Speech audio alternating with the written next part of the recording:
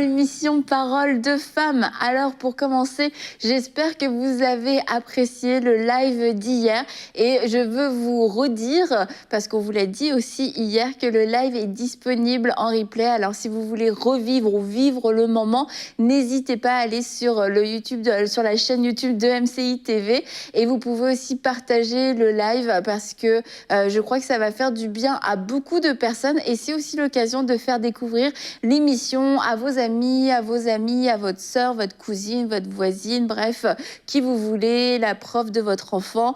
Partagez le live et je crois que Dieu peut agir à travers cette émission et merci à vous toutes et tous d'avoir été présents pour célébrer avec nous ce millième. Merci pour votre fidélité, de nous supporter semaine après semaine à travers nos rires, à travers nos blagues qui sont quelquefois pas si drôles que ça.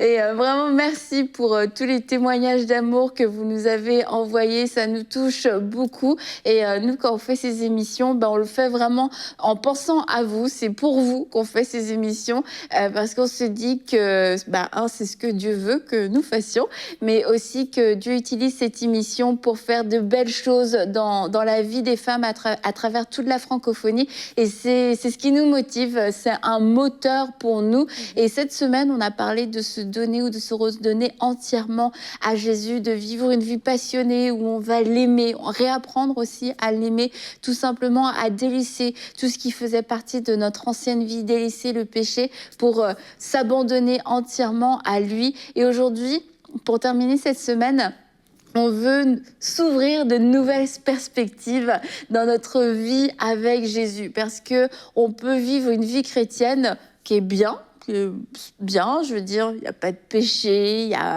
mais il n'y a pas non plus de trucs, waouh, on vit rien de très fort. Et puis, dans 20 ans, on s'imagine toujours au même endroit, dans la même église, sur la même chaise, à faire des petits trucs et puis une petite vie chrétienne. Mais je crois que Dieu nous appelle tous à aller beaucoup plus loin avec lui. Et je ne parle pas du ministère nécessairement, je parle juste de notre vie en lui. La vie avec Dieu, la vie chrétienne est une vie palpitante, est une vie c'est juste le début ici, c'est une introduction pour notre vie avec lui. Et quelquefois, on met beaucoup d'énergie dans notre introduction de vie.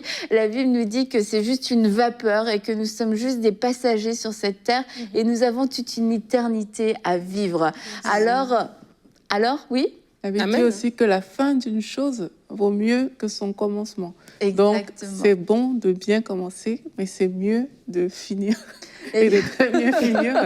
C'est pour ça que tous les jours, on doit justement développer cette vie avec Jésus-Christ. Et voilà. Et justement, Nadine, comme je l'ai annoncé hier, tu vas pouvoir nous partager une partie de ton témoignage parce que ça fait un petit moment déjà que tu connais le Seigneur et que tu as accepté Jésus dans ta vie.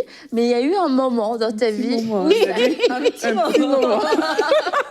Et ce moment où ça a basculé, ce moment où tu as découvert qu'il y avait quelque chose de plus à vivre. Et nous avons intitulé ton témoignage, je lis parce que pour cet effet choc, j'ai vécu un réveil personnel qui a révolutionné ma vie chrétienne, ni plus ni moins. Alors Nadine va tout de suite nous raconter ça parce qu'elle l'a vécu. Alors voilà, donc mon témoignage, il est assez simple, mais je crois que j'espère, en tout cas je prie qu'il puisse vous toucher et qu'il puisse parler à quelqu'un. En fait, quand on regarde le témoignage de ma vie chrétienne, moi je suis née, mes parents ils connaissaient le Seigneur, ma mère en tout cas elle m'a amenée à l'église quand on était petit, etc., à l'église catholique, j'ai fait une communion et tout ça.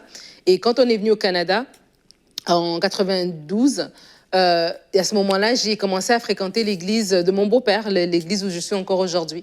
Et je me rappelle très bien quand je suis arrivée à l'église, j'avais 13 ans. Et un jour, peut-être quelques semaines, la première fois que je suis arrivée à l'église, j'ai vraiment senti quelque chose de fort dans mon cœur. Pas comme j'avais senti avant, même quand on était déjà à Montréal depuis un certain temps. On allait déjà dans une église avant que j'aille à cette église-là. Mais j'avais jamais ressenti ce que j'avais ressenti quand je suis allée à cette église. J'avais vraiment senti dans mon cœur comme si j'étais à la maison. Et donc, du coup, j'ai commencé à fréquenter l'église. Et puis, au bout de quelques semaines, le pasteur a prêché sur Romains Romains 3, 23. Il a prêché sur le péché, comment le péché nous éloigne, comment on est tous pécheurs et privés de la gloire de Dieu, comment voilà la mort éternelle nous attend si on ne fait pas de Jésus notre Seigneur et Sauveur. Et à ce moment-là, j'ai vraiment senti dans mon cœur que oui, j'étais pécheur. Pourtant, j'étais juste une petite fille de 14 ans, mais je sentais que non, j'étais séparée de Dieu et que je voulais cette communion avec Dieu. Et donc, je me suis avancée, j'ai fait la prière du salut et je me suis installée dans l'église. Et des années plus tard, donc je vous fais l'histoire courte, des années plus tard, j'étais vraiment très, très impliquée. J'ai fait mon baptême d'eau, je servais, j'étais vraiment impliquée. J'aimais aller à l'église, j'aimais donner. Quand il y avait des campagnes, même m'a dit mon offrande, j'étais vraiment consacrée. J'aimais ça, aller à l'église. J'aimais lire la Bible, j'aimais la vie d'église. Et malheureusement, je crois que comme la plupart d'entre vous, à un moment donné, on est dans le train-train. À un moment donné, on sait ce qu'on doit faire. On fait ceci, on fait cela. On aime Dieu de tout notre cœur. Mon amour pour Dieu était vraiment sincère. On cherche à marcher dans les voies de Dieu, mais à un moment donné, on marche par nos propres forces, nos propres efforts. Quand on a une situation, un défi, on réfléchit avec notre propre intelligence. On n'a pas le réflexe d'aller vers Jésus, de s'attendre à lui, de lui faire entièrement confiance, de faire un pas de foi. Donc, on est toujours dans la réflexion, dans l'effort. Et moi, ça a été mon cas. Et pourtant, je servais. Et je veux vraiment le dire que j'ai servi tout le temps. Et tout ça, j'ai fait des sacrifices. Mais à un moment donné, il y a eu comme un désir dans mon cœur, une soif. J'avais l'impression qu'il y avait quelque chose qui manquait. C'est comme si je plafonnais, tu vois, comme si c'est comme tu dis, en fait, il y a un niveau supérieur, en fait. Puis je me disais, c'est bizarre, tu sais, je fais tout ce que je dois faire, mais je veux dire, je vis pas la vie chrétienne du livre des Actes des Apôtres, là. Et c'est comme ça que j'ai commencé à écouter EMCI, les prédications en ligne, les enseignements, et à un moment donné, il y a comme une soif qui est née. Et je sens vraiment, je peux le dire, que j'ai vraiment eu un déclic personnel, un réveil personnel, un plus, quoi. Tu sais, je veux dire, j'arrivais à l'église, quand on chantait, j'étais à genoux devant, je pleurais. Quand il y avait des temps de prière, j'étais vraiment là, j'étais la dernière à partir. J'avais une soif de plus. Et ce déclic-là, c'est ça qui a fait que ma vie, en fait, a pris un nouvel envol, une nouvelle profondeur. Au point où j'étais prête à dire, Seigneur, qu'est-ce que tu veux de moi? Et au point où j'étais prête à laisser mon travail, j'avais un bon travail avec tous les avantages salariales, sociaux, tout ce que tu veux. J'avais une lettre de garantie d'emploi, je l'ai même retrouvée récemment, qui me disait que j'étais employée à vie et tout ce que tu veux. Mais cette sécurité-là, j'en voulais pas. Je voulais la vie avec Dieu. Je voulais être où Dieu voulait que je sois. Je voulais vivre pleinement dans la volonté de Dieu. Je voulais abandonner mon intelligence à ce que Dieu me dit. Et c'est là, en fait, c'est là le pas de plus qu'on doit faire dans notre vie chrétienne. Lorsqu'on arrive à ce niveau-là, c'est que même notre intelligence, nos raisonnements, notre réaction, c'est plus la réaction de mon intelligence, de mes capacités, de ce que je connais. C'est la réaction de l'Esprit de Dieu, en fait, qui produit en moi. Si dans ma réaction, je voulais me justifier, mais si la parole de Dieu me dit, non, laisse-moi faire, ben je laisse faire, je crois plus à ce que la parole de Dieu me dit de faire que ma propre intelligence. Et en fait, c'est ça le déclic, ce qui est arrivé dans ma propre vie, qui a tout chamboulé, qui a fait qu'aujourd'hui, je ne suis pas en train de réfléchir à qu'est-ce qui va se passer dans 5 ans, dans 10 ans. Tout ça, c'est dans les mains de Dieu. Puis si Dieu me dit demain matin, fais ceci, ben je le fais. Parce que je sais que ma vie, en fait, tout ce qui est ici, c'est juste temporaire, comme tu dis, Annabelle. L'éternité qui nous attend est tellement plus glorieuse. Et je veux de tout mon cœur que lorsque mon temps sera venu, si Jésus n'est pas revenu avant, que Jésus puisse dire, bon et fidèle serviteur, entre dans la joie de ton maître. Amen. En tout cas, on est trop contente, Nadine, que tu aies pu vivre ce réveil. C'est ce qui t'a amené ici, parce que tu l'as déjà raconté. Mais c'est vrai que tu as renoncé à une sécurité, tu as renoncé à un confort. Et tu étais quelqu'un de bien. C'est ça, je veux insister sur ça. Tu étais une bonne chrétienne. Vraiment la bonne chrétienne, investie, engagée. Tu servais dans ton église, non? Je sais. Tu t'es même mariée au pasteur, t'imagines? Et c'est qu'il y avait, je pense que il y avait rien de mal dans ta vie, c'était une bonne vie, mais il y avait plus. Et ce plus, c'est là où on doit constamment, on doit chercher à aller constamment là. Et moi, je me souviens, il y a quelques années, on a des amis qui avaient pris une décision. Et en fait, quand ils ont pris leur décision, je me suis dit, mais est-ce que je pourrais prendre cette décision? Est-ce que je suis encore là dans ma vie? Et je me suis rendu compte qu'en fait, j'étais arrivée dans un certain confort. C'est comme, là, tu sais ce que Dieu t'appelle à faire, tu continues. Et oui, on fera ça tant que Dieu nous appelle à le faire. Mais t'es plus dans cette disposition où t'es prêt, tu vois. C'est comme, plus rien ne m'appartient, ma vie ne m'appartient pas. Demain, tu me dis de partir, je pars. Là, c'est comme je sentais que j'avais des petites racines. Et en fait, ça m'a fait du bien de pouvoir me poser cette question-là. Et puis à nouveau, de dire au Seigneur, non, fais tout ce que tu veux. À nouveau, je remets ma vie sur l'autel. À nouveau, je te dis, vas-y, fais ce que tu veux, même s'il se passe rien, en fait, même si on bouge pas, même si il va rien se passer. Mais parce que tu te dis, c'est nécessaire pour ta vie avec Dieu, d'être toujours prêt à faire, à aller, à bouger, à changer ou à rester. Mais je pense que c'est vraiment indispensable pour la croissance. Là, tu me fais penser on parle du confort quelque part. Et être confortable, c'est vraiment une situation qu'on ne devrait pas aimer en tant qu'enfant de Dieu. Parce que la Bible nous dit que le Saint-Esprit est comme un vent. On ne sait ni où il vient, où il va. Ça veut dire qu'il souffle, en fait. Donc, il faut toujours être prêt, vraiment comme le vent, à aller dans la direction et dans le sens de Dieu. Et quand on commence à s'installer confortablement, on devrait vraiment dire à Dieu, Seigneur, ne me laisse pas m'installer si tu ne me portes pas, en fait, comme ce vent-là. C'est vraiment important d'aspirer à plus avec Dieu. Moi, c'est ce que j'entends de vos deux partages. C'est vraiment ça, c'est que on doit toujours aller de gloire en gloire avec Dieu. On ne peut pas vivre une vie chrétienne dans laquelle il n'y a rien qui se passe. Depuis 1900, je ne sais pas combien, que tu as donné ta vie à Jésus, tu es resté le même. Et il n'y a rien qui a changé. Les jeunes sont arrivés, des gens sont partis, toi, tu es resté là.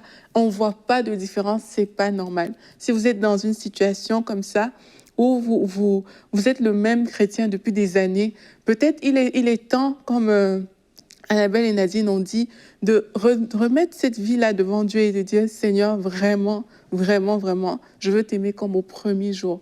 Comme quand j'étais encore prêt à faire telle chose et telle autre chose pour toi. La Bible parle du premier amour, vraiment repositionner sa vie devant Dieu pour dire, je veux vivre cette vie où tu as les rênes et où je veux faire tout simplement ce que tu veux et ce tous les jours. Vas-y. Et en fait, ce que je vais juste rebondir... C'est ton émission, Nadine. Allez, dis-nous. Non, mais en fait, je veux rebondir ce que Aurélie est en train de dire quand elle dit de ne pas rester confortable. Parce qu'en fait, il y a un piège. Il y a un piège parce qu'on fait ce qui est bon. Je veux dire, la plupart d'entre nous, on va vraiment... parce que tu te dis, une fois que tu as commencé à servir, tu as trouvé ton ministère dans l'église, tu aides, je ne sais pas moi, les sans-abri, peu importe, et tu te cantonnes là. Mais en fait, l'idée, c'est de dire, cette vie chrétienne qu'on doit vivre, c'est que Jésus, il est pleinement dans notre quotidien, en fait. Pas selon ma conception que mon service du dimanche, ma dîme et mon offrande, et puis que j'ai aidé les pauvres. Non, c'est que pleinement dans mon quotidien. Donc, ça veut dire tous les jours, dans mes décisions, il est pleinement là. Et c'est ça qui fait, c'est ça qu'on veut dire quand on dit vivre pour Jésus. Et donc, ça veut dire non seulement il va m'orienter par rapport à des projets, comme vous parlez de déménager, etc., mais même dans le quotidien, ça veut dire dans ma prise de décision, dans ma mentalité. Parce que quand on vient à Christ, on doit vivre un renouvellement de l'intelligence. Et veut pas, notre mentalité doit être complètement transformée. Et cette transformation se fait dans le contact quotidien qu'on a avec la présence, la parole, la personne de Jésus-Christ, en fait. Et cette vie chrétienne va être enrichissante comme ça. Et c'est ça le piège. Le piège, c'est de dire, j'ai donné ma dîme, mon offrande, je servis, et on commence bien, tout le monde commence là. Mais c'est de dire que c'est que je commence... Je vais tomber dans mes propres forces, mes propres moyens, ma propre conception de la vie chrétienne, en fait. Et non, j'ai un maître, et tout le temps, je dois me retourner vers mon maître. OK, maître, est-ce que c'est bon? Est-ce qu'on continue? Est-ce qu'on s'arrête? Est-ce qu'on recule? Tout le temps, en fait, je dois avoir ce réflexe-là. Ouais, et beaucoup de problèmes même qu'on a, ça vient de notre manque de communion avec Jésus. Moi, je peux vraiment le dire, parce que, justement, on n'a pas cette relation... j'ai envie de dire, en temps réel, voilà. On n'a pas cette relation en temps réel qui fait que, OK, pour chaque chose, on ait même le réflexe de consulter Dieu. Et c'est comme ça qu'on se retrouve en train de prendre des choix ou bien qu'on s'installe. Et pour aller dans le sens que tu dis, s'installer du style, même la chanson à l'église que tu chantes, c'est devenu une habitude. C'est plus ton cœur passionné qui chante pour Dieu. C'est juste que, OK, depuis plusieurs années, tu as lu les paroles, Dieu est bon, maintenant ta bouche le dit. Mais vivre pour Jésus, c'est ton cœur continue à battre, vraiment, comme ce passage du premier amour qui ne fait que me revenir. Moi, je sais que quand j'ai donné ma vie à Dieu, j'étais prête à beaucoup de choses.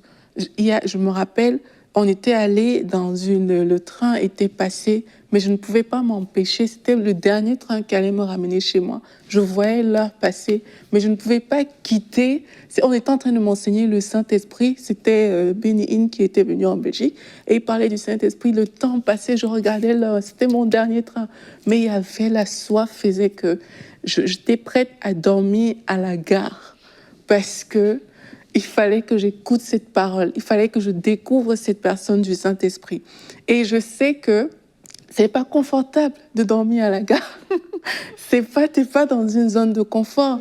Et quand je repense parfois à ces temps, je dis à Dieu, mais il y avait un amour en moi, il y avait quelque chose qui se faisait, qui faisait que c'était plus fort que moi.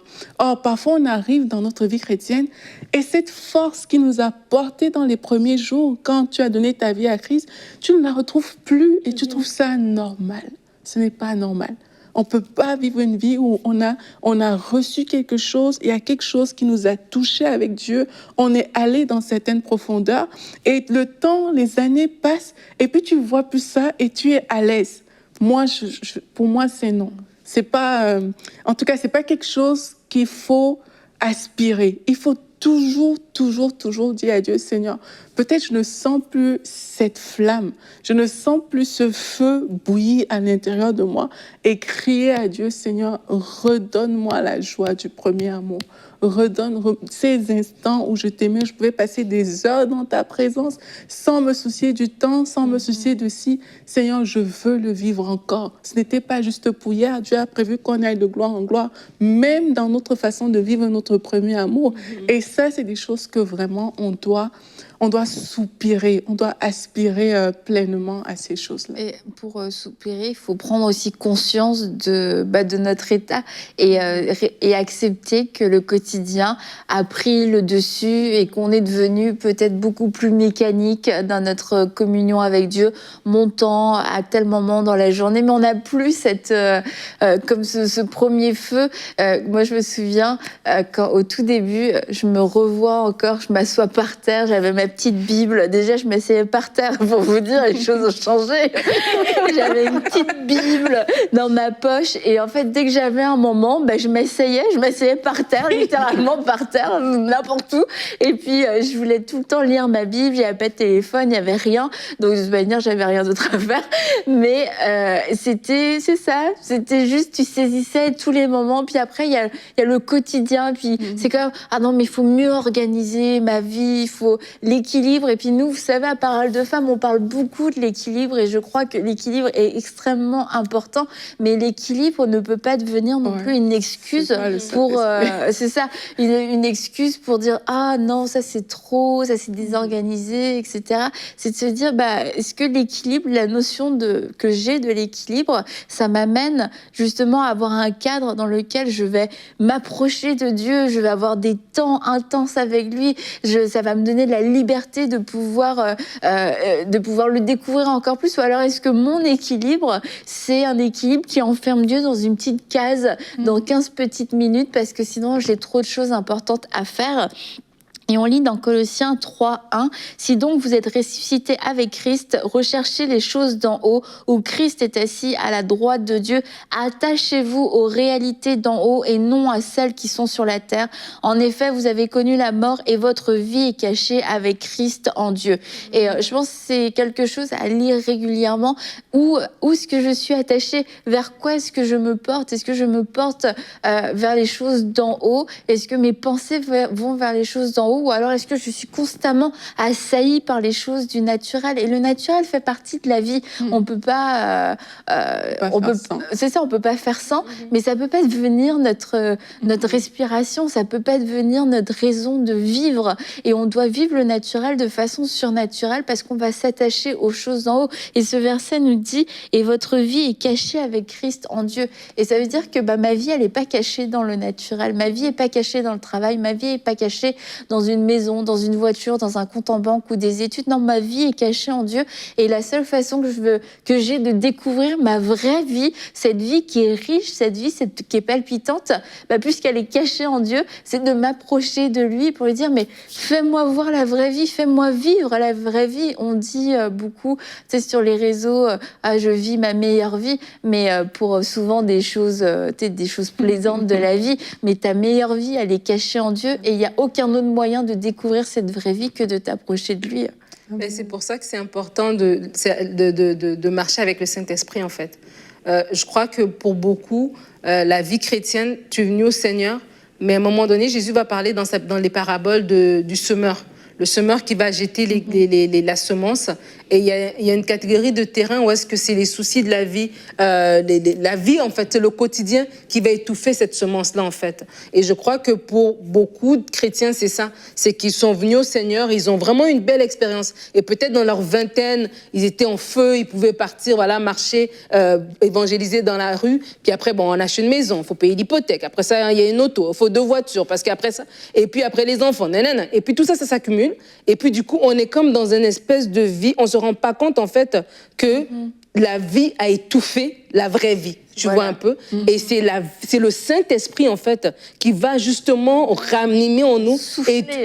Et c'est comme ça que cette vie, tous les jours, elle va être vivante en fait, parce qu'il y a le Saint-Esprit. Et s'il n'y a pas le Saint-Esprit, parce qu'on est des bonnes personnes, parce qu'on va à l'église, parce qu'on fait ce qu'il faut, parce qu'on s'occupe de tout le monde, on devient des religieux, on devient les chrétiens dont on a parlé lundi.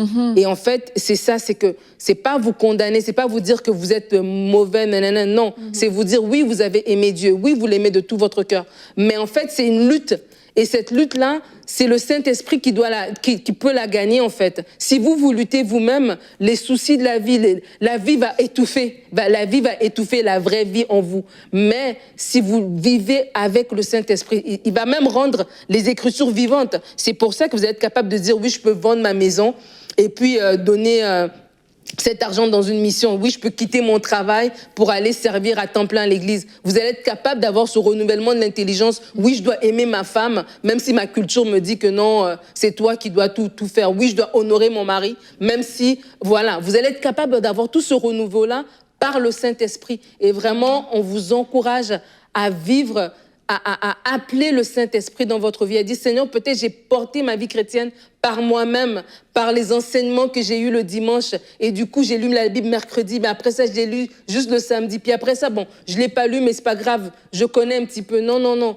Aujourd'hui, je choisis maintenant, Saint-Esprit. Viens prendre la place, Seigneur. Je te demande, Seigneur, de venir prendre la place dans le cœur de tes fils et de tes filles. Tu les connais, Seigneur. Tu vois comment ils t'ont aimé. Mais Seigneur, ils ont besoin de plus. C'est toi qui donnes l'eau vive. Tu as dit à cette femme au puits de Jacob que toi, tu as une eau, que si elle boit de cette eau, elle n'aura plus jamais soif. Seigneur, nous aspirons après l'eau vive. Nous aspirons après l'Esprit Saint. Seigneur Jésus, viens rencontrer. Saint-Esprit, viens rencontrer ce frère, cette sœur qui soupire après plus, qui a soif de plus, pas pour voyager, pas pour des maisons, pas pour des voitures, mais pour la vraie vie que toi tu donnes, pour être dans la volonté parfaite du Père. Merci Seigneur parce que maintenant tu viens visiter les foyers. Je prie pour des baptêmes du Saint-Esprit dans les maisons. Alors que vous écoutez cette émission, je prie pour le parler en langue, je prie pour des prières sans cesse qui montrent dans votre cœur en ce moment. Alors que vous écoutez cette émission, vous êtes baptisé du Saint-Esprit, vous vous relevez une personne changée, une personne nouvelle, une personne qui ne marche plus par ses propres calculs, par ses propres raisonnements, mais qui marche uniquement par l'Esprit de Dieu, uniquement conduit et guidé par l'Esprit Saint. Alléluia. Amen. Amen. Je crois que le Saint-Esprit a soufflé dans votre vie. Le Saint-Esprit a soufflé dans votre maison. Ce souffle de vie pour ramener à la pleine vie, à la vraie vie, ce qui a été étouffé, ce qui a été mis de côté. Et vraiment, Ah, gloire à Dieu. C'est bon. C'est une nouvelle vie qui s'offre à vous, c'est trop beau. Oui, ça m'a fait penser à Annabelle quand Nadine parlait à ce qu'on a vu avec Michael, que celui qui veut sauver sa vie la perdra, mais celui qui la perd va la retrouver en fait. Et il a parlé de l'homme riche, que lui, il a tellement regardé à ça, comme Nadine, quand tu parlais, je voyais des gens qui regardent, comme tu as dit, à la maison, aux occupations, et qui en oublient de regarder à cette vie que Dieu nous a donnée. Et la Bible dit qu'il est plus difficile, il sera difficile à un riche d'entrer dans le royaume de Dieu, en fait. Et il y a des personnes, justement, qui pensent que quand on dit riche, c'est vraiment, c'est l'argent. Mais c'est pas vrai. Tu es riche de ce que tu as, en fait. Maintenant, qu'est-ce que tu as à tes yeux? Si c'est cette maison que tu as, c'est la vie après laquelle tu cours aujourd'hui que tu as, mais qui n'est pas la vie de Dieu. Mais si tout ce qui n'est pas la vie de Dieu, en fait, dont tu te remplis, dont tu es riche, c'est ça qui va t'empêcher, en fait. C'est ça qui crée ces préoccupations, qui t'empêchent de profiter pleinement de la vie de Dieu. Mais la Bible nous parle du royaume de Dieu en disant que c'est comme un trésor que quelqu'un a trouvé. Et ce trésor-là, tu as tout vendu, tu as tout donné, mais pour acquérir ce trésor. Et c'est ça, vivre pour Christ. C'est de dire, Seigneur, je suis prête à tout donner, que tout pâlisse en fait devant toi. Je suis prête à tout délaisser. Quelle est cette chose que j'aime tellement? Je suis prête à la déposer aujourd'hui pour vivre la vie que toi, tu as à m'offrir, parce que tu es la perle que j'ai trouvée. Et c'est cette vie-là que je veux vivre. Je ne veux pas vivre une autre vie, en fait. Et je veux qu'on puisse terminer cette semaine. Je vais vous lire ce verset dans Jean 12 au verset 25. Et je vous encourage, suite à toute cette série qu'on a pu faire, toute cette semaine qu'on a pu passer ensemble, à prendre votre Bible et à vraiment vous arrêter et à demander au Saint-Esprit, qu'est-ce que tu veux me dire à moi personnellement à travers ce passage? Je vous le dis, si le grain de blé tombe en terre, ne meurt pas, il reste seul. Mais s'il meurt, il porte beaucoup de fruits. Celui qui aime sa vie la perdra, et celui qui déteste sa vie dans ce monde la conservera pour la vie éternelle. Si quelqu'un me sert, qu'il me suive, et là où je suis, là aussi sera mon serviteur. Si quelqu'un me sert, mon Père l'honorera. Et on veut vous inviter, avec Aurélie et Nadine et Michael aussi qui étaient là cette semaine, on veut vous inviter à faire ce pas de plus, à ne plus rien retenir, à vivre une vie entièrement consacrée à Dieu. Que Jésus ne soit pas juste votre sauveur, mais qu'il soit votre Seigneur, que vous puissiez dire de façon volontaire, je me suis rendu esclave de Christ pour faire sa volonté, pour me dire, pour qu'il me dise ce qu'il veut que je fasse de cette vie. Cette vie ne m'appartient plus, je lui ai tout donné, je suis à son service. Et parce qu'il est bon, parce que son joug est doux et léger, ce n'est pas un maître qui est dur, ce n'est pas un maître qui est injuste, un maître qui n'a aucune intelligence. Non, Dieu est bon, Dieu est juste. Et tout ce qu'il nous demande, c'est pour notre bien et c'est pour le bien de son royaume. Et comme Nadine l'a dit, si Jésus ne revient pas, nous voulons faire ce qu'il nous appelle à faire et ne pas avoir à rougir, et qu'il puisse nous dire bon et fidèle serviteur. Et c'est notre prière pour vous, c'est que vous puissiez vous donner entièrement pour accomplir tout ce que Dieu a pour vous, et qu'alors que vous allez être dans cette obéissance, vous-même vous allez vivre des délivrances, vous-même vous allez vivre des guérisons, vous-même vous allez faire des rencontres, vous allez vivre vous allez recevoir toutes ces choses pour lesquelles vous priez depuis des années dans la désobéissance. Alors je vous invite vraiment à retourner près de lui, à vivre ces temps dans son intimité, à marcher dans l'obéissance et à vivre pleinement cette vraie vie qui est cachée en Dieu, et à aimer Jésus de tout votre cœur et de vous sanctifier, de continuer à laisser le Dieu de paix vous sanctifier pour sa gloire. Jésus revient bientôt, alors soyons prêts, et on se dit à bientôt pour une prochaine émission de Paroles de Femmes.